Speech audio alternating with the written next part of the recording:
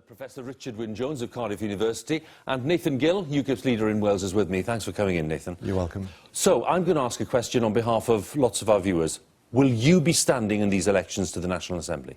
I hope so. I put my name forward. It goes to the membership. It's for the members to decide exactly who will be on the list and in what order. I put myself forward for North Wales. It's in the hands of the membership, so we'll wait and see. And what complications does that involve with your membership of the European Parliament? I would need to resign my MEP position before we put in the paperwork. And for you, therefore, there's quite a considerable political gamble, is there, or not? Well, if we think that we may not get people elected, then yes, that would be a gamble. But we, as all the indicators are showing, we're looking very strong in North Wales. We're looking very strong everywhere. So we believe strongly that we will get people elected to the Assembly, as your report just showed. It is the consensus feeling.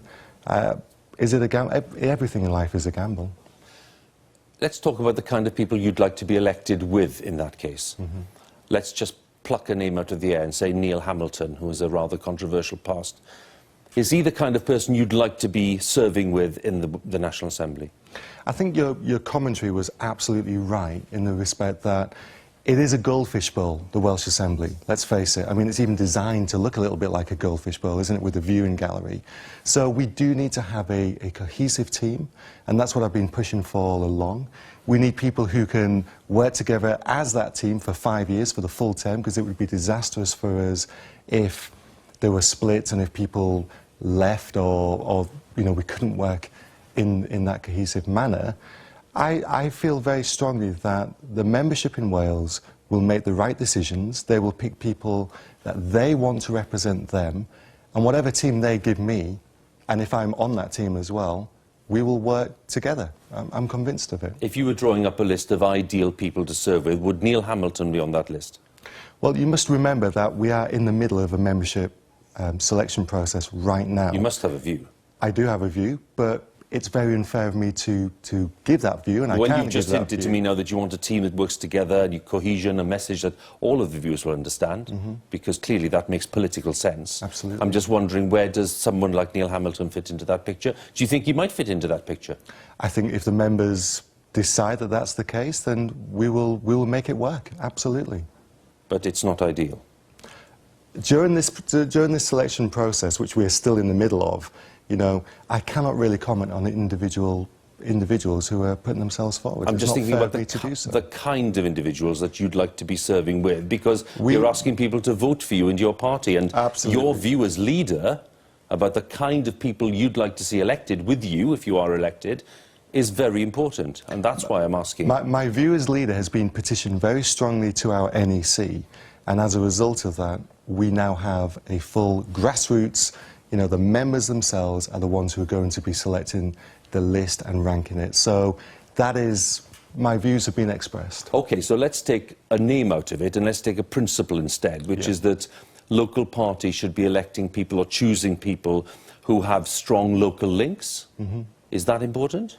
Well, of course, because the members need to know that they can rely on whoever is going to be representing them. They need to know who it is that's representing them. And I think that because it's gone back to the regions will decide who is going to be ranked on the regional list for them, I think that they will make the right decision. The phrase that's used is people being parachuted in. Yeah. As a principle, are you against parachuting in people? Well, as a principle, I think that it's madness to have people standing who the local party don't want to stand for them, which is why the local party will now decide who represents them. What role does Nigel Farage have in this process for you? Well, Nigel supported me with what I wanted with the NEC, but he said all along, candidate selection, that's not his role. He's the leader of UKIP. You know, he's on the TV all the time, he's in the European Parliament, he's arguing and debating, and the actual selection of candidates, that's not his role. Why do you want to serve in the National Assembly for UKIP, which 5 years ago, you know, not 20 years ago, just 5 years ago, wanted the place shut down? Yeah, absolutely. It's a good question there. I mean, ultimately, we've had 2 referendums on the Welsh Assembly. The people of Wales have been asked to decide. Granted, the second referendum was on more powers, but that would have shown us the way that they felt. And overwhelmingly, the people of Wales have said that they want the Senedd, they want the National Assembly for Wales. And so we're a party of referendum. We advocate that. So it'd be very hypocritical of us to say, well, you know, you got it wrong. We need to respect that. But this is a national legislature. This is an opportunity for UKIP to show that we can be disciplined, that if you elect us, we can and we will do good things for the people of Wales. I'm puzzled about the timing because, of course, the initial referendum, which was the decision of the Welsh people, albeit by a thin margin to set up the Assembly, was in '97. It was, yeah. It took you a very long time to accept that decision, didn't it? Well, as you just said, it was very, very close, and for a long time, a lot of people were still extremely undecided about the Welsh Assembly. And I think if you ask a lot of people in North Wales, a lot of people still have very negative feelings about the Welsh Assembly. Devolution, to a great extent, has failed the people of Wales, because the three main areas that we're bothered about through devolution, the devolved areas of the NHS, education and the economy, we are doing much worse in now than we were 16 years ago when devolution started. So you can understand why the people of Wales would feel that actually those people in Cardiff Bay, the bubbling Cardiff Bay, they don't represent us, you know, in Wrexham, all along the North Wales coast, people feel that it's all Cardiff-centric, and I can understand that because I live in Anglesey myself, and I do see that. We've got to make devolution work. We need it to be actually true devolution, Hugh, where it's brought closer to the people. Setting up these huge, massive councils, taking your local, you know, legislature even further away from you, I believe, is a mistake. Yes, 22 councils are too many, but ultimately, if your councillor who lived at the end of the street now has to go, you know, on a 50-mile journey to the council chamber, are you really going to be represented? No, of course you're not. We want devolution bringing closer to the people of Wales. We deserve that. Just for the sake of clarity, you are saying to viewers that you are a believer in the institution of the National Assembly and the Welsh Government, and that there's no question anymore of you. Let's say, for example, you go to the European Parliament, that's not an institution you believe in. Absolutely. But this time you'd be elected to an institution that you did believe in. That's clear, is it?